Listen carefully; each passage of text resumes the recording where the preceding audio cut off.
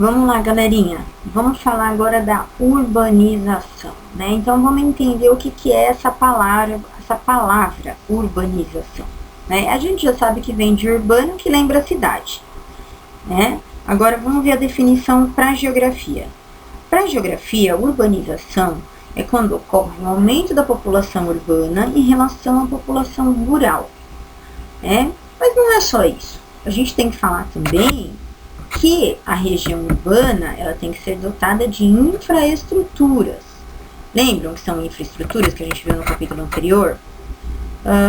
Coisas como melhorias, né, para a nossa vida, para que a gente viva melhor numa cidade. Então, rede de esgoto, eletricidade, sistema de água encanada, transporte, saúde, tudo isso entra na ideia de urbanização.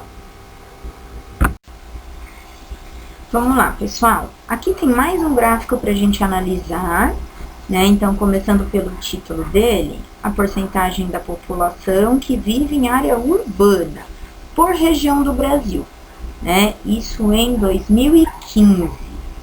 Então, nós temos aí cada cor representando uma região do Brasil, né? Só de bater o olho aqui no tamanho da barra do gráfico. Qual é a região mais urbanizada? A gente percebe logo de cara que é a Sudeste. 93% da população vive na área urbana. E agora, quais são as menos urbanizadas? Nós temos ali a Norte e o Nordeste, né? Quase empatadas, mas mesmo assim a Nordeste ainda tem um pouquinho menos, né, de população na cidade.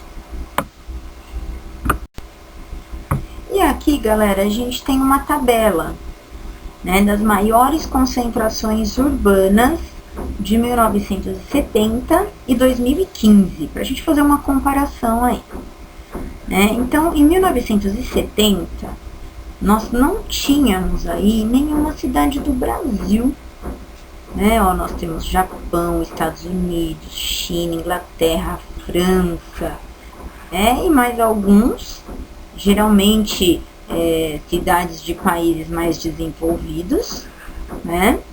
Com algumas exceções, é claro. Mas em 2015, olha como isso mudou. Vamos comparar aqui. Primeiro, que São Paulo está em 5º lugar. Nova York está lá em 9º lugar. Então, nós ultrapassamos Nova York, né, em população urbana. Além disso, a gente percebe que agora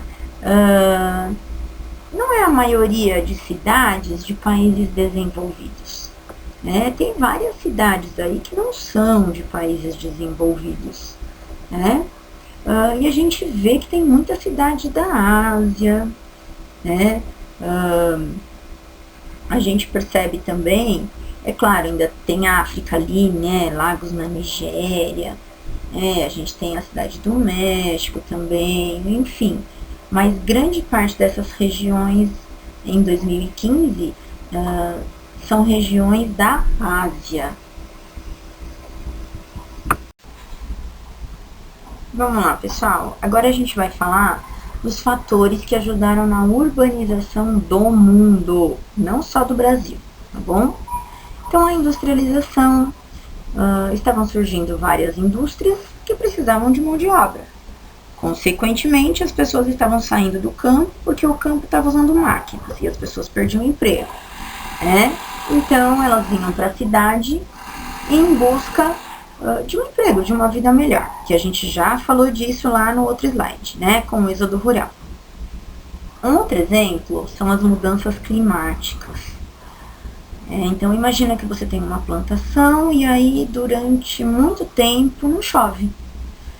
Chega uma seca muito grande aí, durante vários anos, e você vai perdendo toda a sua plantação, né? Muita gente cansou de passar por isso e resolveu morar na cidade. Pouca assistência dos governos para a agricultura de subsistência. Galera, a agricultura de subsistência é aquela em que a família planta para o seu próprio sustento. E aí, se sobra alguma coisa, ela vende né, isso que sobrou, ou ela troca com algum outro agricultor. Geralmente o governo ele investe mais no agronegócio, que é a agricultura moderna, tecnológica, né? Um outro item são os desastres ambientais. Então imagina a questão de um furacão que chegou e acabou com toda a sua plantação. Você tem uma plantação numa área, né, bem, uma área de ocorrência aí de furacões, de tornados, né? Chega um tempo que você não aguenta mais e fala assim, não, eu vou procurar outra coisa. E aí você vai para a cidade, né? Uma coisa que acontece muito ainda hoje em dia é a concentração fundiária. Galera, essa palavrinha estranha aí, fundiária, tá relacionada à questão da terra, tá? Então, concentração de terra. Então, imagina assim, áreas grandes que pertencem a poucas pessoas. Então, como a terra é mal distribuída, grande parte das pessoas não tem acesso à terra. Por isso, acabam saindo do campo também e indo em direção à cidade. Aqui, galera, um outro fator, a gente já falou dele, né? Que é a modernização do campo. Então, você coloca máquinas, você usa fertilizantes, né? Você substitui a mão de obra que estava trabalhando lá, né? Por essas coisas. E aí a população fica sem emprego e acaba indo para a cidade. Um outro item é a mudança nas relações tradicionais de trabalho. Antigamente a família trabalhava no campo, a família toda, até as crianças ajudavam. As famílias eram numerosas, né? As pessoas tinham vários filhos até para ajudar na colheita, na plantação, enfim. E hoje em dia grande parte das pessoas são assalariadas. Cada um da família trabalha num determinado local e recebe o seu salário. E o último item são as guerras. Então, num período de guerra, não tem como você ter uma plantação.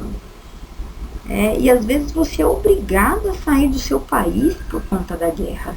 Isso aconteceu muito com os europeus, por exemplo. Inclusive vários que vieram para o Brasil. Aí você acaba saindo do campo, mudando até para outro país em busca de uma melhor qualidade de vida, ou até em busca de sobrevivência, não é verdade? Aqui, pessoal, vocês vão fazer os exercícios. Que exercícios? Da página 71, o desafio, que é para fazer no caderno, e os exercícios 2 e 3, que são bem fáceis, tá? O 3 é a análise de uma obra do Cândido Portinari, chamada Retirantes, tá bom? Presta bastante atenção nessa obra para você responder a pergunta, ok?